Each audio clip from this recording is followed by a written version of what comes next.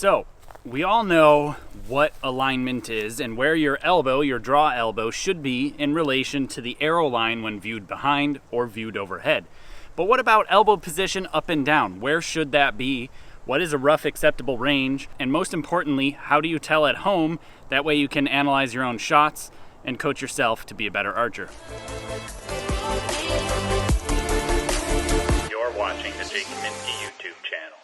If you're a little confused there after the intro when I talked about we all know what alignment is when viewed from behind as far as where the arrow ends up in line with the bow. If you're confused where that elbow relationship should be, I'll have links in the description below and a card at the top up there for you to check out. Now what we're going to be talking about is that elbow position height. And I'm going to show you how to analyze yourself to decide if you're in the right place or not. So it's very, very simple. Essentially, if you were to draw a line from the tip of your elbow and you were to make that line go between your index and middle finger, if you were to be shooting with 3 fingers, when at full draw, and you extend that line should intersect somewhere in the grip area of the bow. Now I'm shooting 3 fingers under right now here on my longbow, and there really is no difference if you are shooting 3 under or split finger. You'll see that if I draw a line now, shooting split finger, from the tip of my elbow through where my index and middle finger are touching,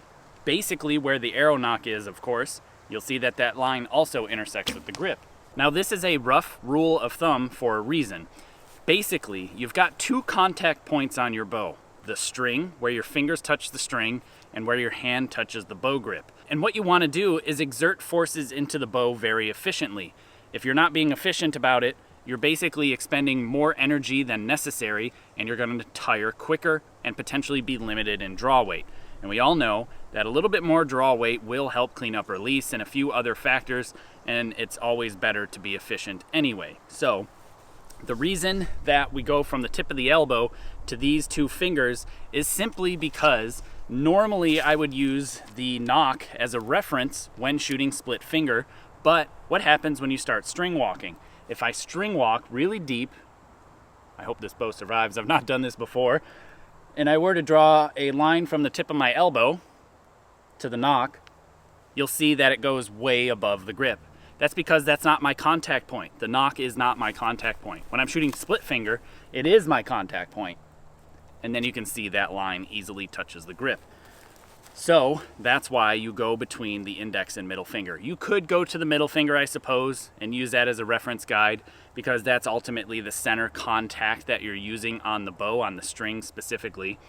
And the bow grip is the bow grip. It stays there and doesn't move. So the reason that you want it to touch somewhere in this area on the bow grip is simply because that is where your contact point is.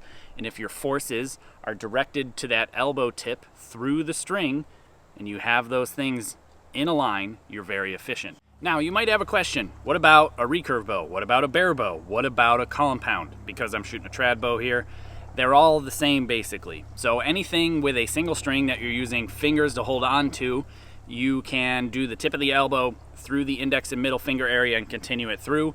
But if you're shooting compound, you should go through the D-loop area or where the release connects onto the string. That is where you would draw your connecting line to, because you can't always use these 2 fingers as a reference, especially if you're now upside down here. Always go to the connection on the string. With a finger shooter, that's between these 2 fingers, and with a release shooter, that's the D-loop or where it connects. Now, if you have too high of an elbow, this is what it would look like. And you can see that that line, once you intersect the index and middle finger area, and you continue down, you can see that line hits pretty far down below the grip. Now, some people successfully shoot fairly high scores with that, even in Olympic style recurve or recurve, and they can do it quite well. Although they may deal with some tightness in some upper trap areas, levator scapula, things like that that cause a little bit of problems. And many of those people, when I've talked to them, especially some of the most accomplished ones, they tell me that they set the clicker off in a different way than most people do. Now, if you're not comfortable or used to shooting with a clicker, it basically is a draw check device, and that tells you that your draw length is consistent every single time. You're not allowed to shoot your bow, or you can shoot it, but with some serious negative side effects, and ultimately you just don't want to shoot without the clicker clicking. So, the way they make the clicker click is different than I do. When I pull to get through the clicker, I'm actually pulling along the pressure point through the grip, through the string, and lengthening that distance. That is also what they're doing, but instead of pulling efficiently like I just described, many of them will tell me that they actually elevate and raise their elbow even more, which pulls that distance further to make their clicker click. Now, what about too low of an elbow? If you have too low of an elbow, the same kind of thing can happen, but with a little bit different effect. So if I draw my bow back, it's very hard for me to even do it actually, and I were to use a low elbow, it really is uncomfortable for me, number one, but it feels very different when I'm at full draw. I'm not even showing you very much of an extreme example here, or at least I'm not necessarily trying to go super extreme, because some people have much lower elbows than that, and they can shoot okay, but not very high elite level scores. So what's going on when somebody with too low of an elbow is at full draw? They're actually using a lot more bicep, a lot more deltoid, and using very little back tension to draw the bow back, or at least to hold it when they're at full draw.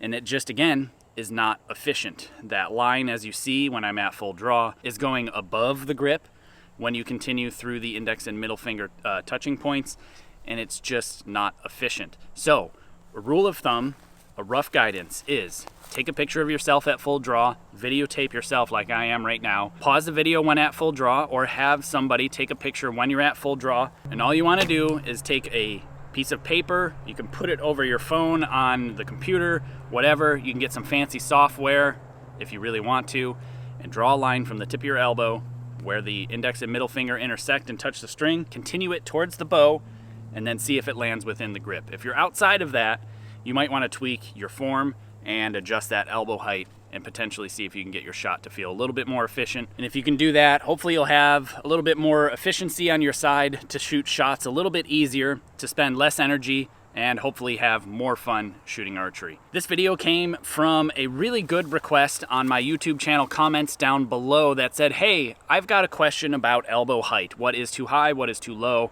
And I just am looking for some guidance on that. Can you make a video on that? And I said, actually, that's a very good point. Everybody talks about alignment. Nobody talks about elbow height position, so I might as well break it down in a way that hopefully people can grasp at home. If this helped, please consider supporting my channel. There's many links down in the description below on ways to help support this channel. I produce all this content for free for people to enjoy around the world because there just wasn't anything else out there like it when I was growing up as a kid, and nobody had answers like this. Not just how to do it, but more importantly, the why behind it. I am the why guy. I need to know the why behind things. Otherwise, I'm confused, or at least I don't trust the information or the source that the information is coming from, because if they can't tell me the why and the understanding of how it works, then I don't know that they even know what they're talking about. So hopefully this helped. And again, if you have more comments, questions, any ideas for videos, please comment below. Let me know, because ultimately I'm here to help make you a better archer, and I'm trying to do it with many different types of archery.